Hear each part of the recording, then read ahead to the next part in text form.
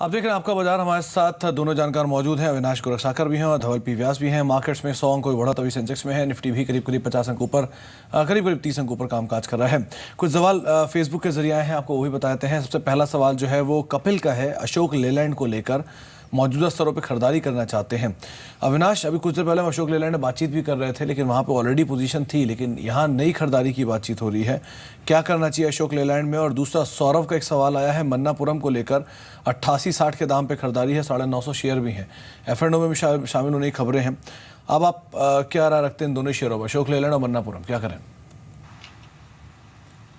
I think Sumit, मुझे लग रहा है कि अशोक लेलैंड में डेफिनेटली स्टॉक में पोजीशन होल्ड करनी चाहिए। स्टॉक में काफ़ी हम समझते हैं एक्यूमुलेशन हो रहा है और होपफुली अगर कमर्शियल व्हीकल के फ्रंट पे अगर कोई स्क्रैपिंग पॉलिसी अगर गवर्नमेंट अनाउंस करती है, जो अभी हाल ही में गवर्नमेंट ने कैबिनेट में मंजूरी के लिए भेजी है, अगर यहाँ पे कोई अप्रूवल का न्यूज़ फ्लो आता है तो डेफिनेटली कंपनी को एक काफ़ी अच्छा फ़ायदा मिलेगा। रही बात कमर्शियल व्हीकल्स में, तो हमको लग रहा है कि आने वाला साल जो FY18 है वो काफ़ी अच्छा रहेगा। तो यहाँ से कम 102-103 का टारगेट प्राइस के लिए ये होल्ड करे। रही बात मन्नापुरम फाइनेंस की, तो हमको लग रहा है कि मन्नापुरम फाइनेंस में डेफिनेटली जिस प्रकार का नतीजे इन्होंने Q3 में दिखाया है, ऐसा ही मोमेंटम Q4 में आएगा और FY18 में भी गोल्ड फाइनेंस को लेके काफ़ी अच्छी ट्रैक्शन हम देख रहे हैं। हालांकि डीमोनेटाइजेशन का इम्पैक्ट इसके ऊपर ज़्यादा हुआ नहीं है। एसेट क्वालिटी और अगर होपफुली ये स्टॉक F&O में भी इंक्लूड होता है तो डेफिनेटली इसमें और थोड़ी बढ़त होगी, तो ये भी होल्ड करने की राय रहेगी। राइट, चलिए अशोक लेलैंड और मन्नापुरम दोनों को लेकर ही आपको एक्सपर्ट की राय मिल चुकी है। दो और सवाल आए हैं हमारे पास फेसबुक के जरिए। ज्योति ने ये सवाल पूछा है रोल्टा इंडिया को लेकर, जहां पर वो 200 शेयर्स होल्ड करती है 95 के लेवल्स पर। साथ ही जयेश का भी सवाल है फिलिप्स कार्बन को लेकर, 179 के भाव पर उन्होंने पोजीशन बना रखी है। धवल, दोनों के ही charts, Rolta India, Phillips Carbon, कैसे देख रहे हैं आप और इनको क्या सलाह देंगे? फिलिप्स कार्बन पर स्टेलर प्रॉफिट्स मिल रहे हैं ऑलरेडी जयेश को। देखिए, रोल्टा में अगर स्ट्रक्चर देखें तो इतना बढ़िया नहीं रहा है। स्टॉक जो है कहीं ना कहीं अंडर परफॉर्म कर रहा है मार्केट को, और मेरे ख्याल से आप स्टॉप लॉस जो है 53 का एक बना के चलिए, और ऊपर में मेरे ख्याल से 72-71 लेवल्स जैसे ही आता है वहाँ पे एग्जिट कर ले, वही बेटर रहेगा।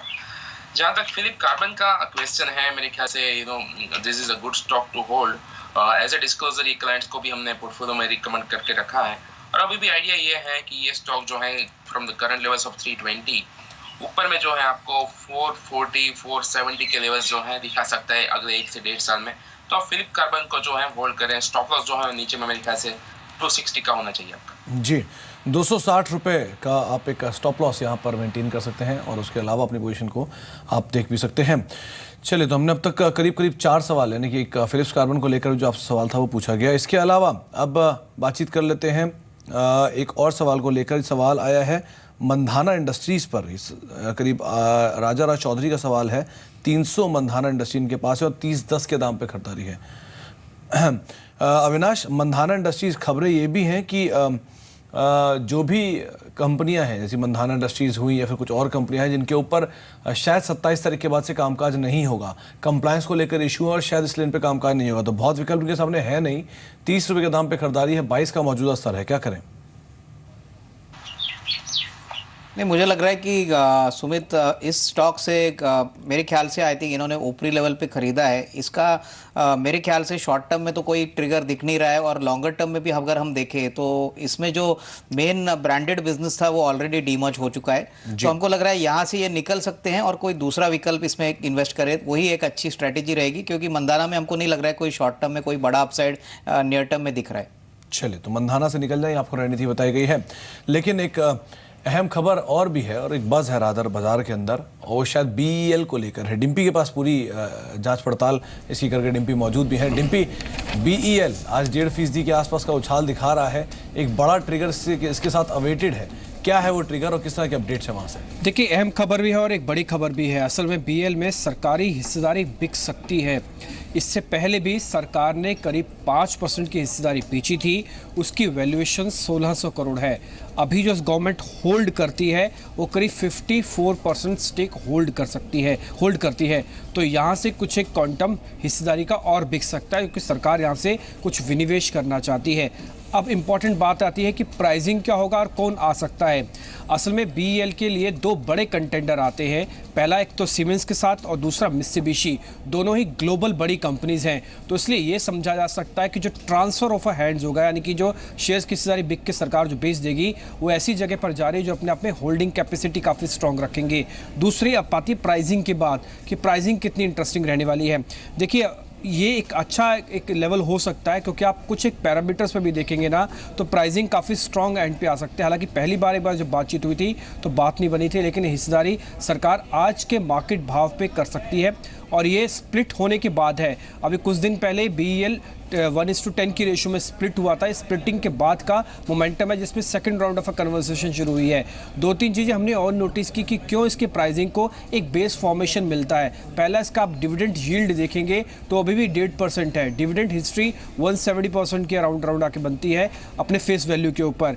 इसका डिलीवरी वॉल्यूम में करीब 60% है, तो इंस्टीट्यूशनल और स्मार्ट इन्वेस्टर्स अभी भी काफ़ी अच्छी होल्डिंग इसके अंदर रखे हुए हैं। और दूसरा इंडस्ट्री पीस से अभी ये बिलो ट्रेड कर रहा है। ये कुछ एक फाइनेंशियल बेस भी है जो ये कहते हैं कि इंडस्ट्री ऊंची बोली भी मांग सकता है और दो बड़े कंटेंडर सामने जिनके पास कैश में कोई दिक्कत नहीं है वो सरकार की हिस्सेदारी में पार्टिसिपेट भी कर सकते हैं और वैल्यूएशन को लेकर शायद उनको खास दिक्कत नहीं होने वाली होगी क्योंकि सेम पैटर्न के ही है, सेम डिवीजन ही है जिनका बिजनेस सेम है। तो BEL पे ये बड़ी खबर है, ध्यान रखिएगा कि इसमें सरकारी हिस्सेदारी बिक सकती है। ये सूत्रों के हवाले से खबर है, एक बार फिर से आपको बताएं। जी, तो सूत्रों के हवाले से खबर BEL में हिस्सेदारी बिक सकती है। सीमेंस और मित्सुबिशी ऐसी दो कंपनियों से पार्टिसिपेट कर सकते हैं। अविनाश, खबर आपने सुनी, क्या टेक देना चाहेंगे आप? लगातार हिस्सा बिक्री खबरें यहाँ पर मौजूद हैं भी और दो नाम भी आ रहे हैं, आप क्या कहना चाहेंगे? नहीं, डेफिनेटली न्यूज़ फ्लो तो काफ़ी पॉजिटिव है सुमित, और हमको लग रहा है कि फाइनली जो भी बिडर फाइनलाइज होगा, आई मीन मार्केट्स देखना चाहेगी कि कौन से वैल्यूएशन पे ये बिड फाइनल होती है, क्योंकि मेरे ख्याल से स्ट्रेटेजिक इन्वेस्टर या प्राइवेट इन्वेस्टर के बाद एक कंपनी जाने के बाद जो ग्रोथ पोटेंशियल है वो मार्केट्स का अनुमान है कि ग्रोथ और भी बढ़िया आएगा, ग्रोथ और भी फास्ट आउटपेस करेगा। तो डेफिनेटली पॉजिटिव है इस पॉइंट ऑफ व्यू से। शॉर्ट टर्म में तो स्टॉक बढ़ेगा ही, बट फाइनली जब बिडर का नाम अनाउंस करेंगे तभी मेरे ख्याल से इसमें और थोड़ी रीरेटिंग भी आ सकती है। एब्सोल्युटली। तो चलिए, री-रेटिंग की भी संभावना यहाँ पर बढ़ती हुई नजर आ रही है। जिस तरीके के बड़े नाम एसोसिएट हो सकते हैं स्टेक सेल के द्वारा, आपको यही एक्सपर्ट की तरफ से राय दी गई है कि ये स्टॉक आगे भी जाते हुए तेजी पकड़ सकता है।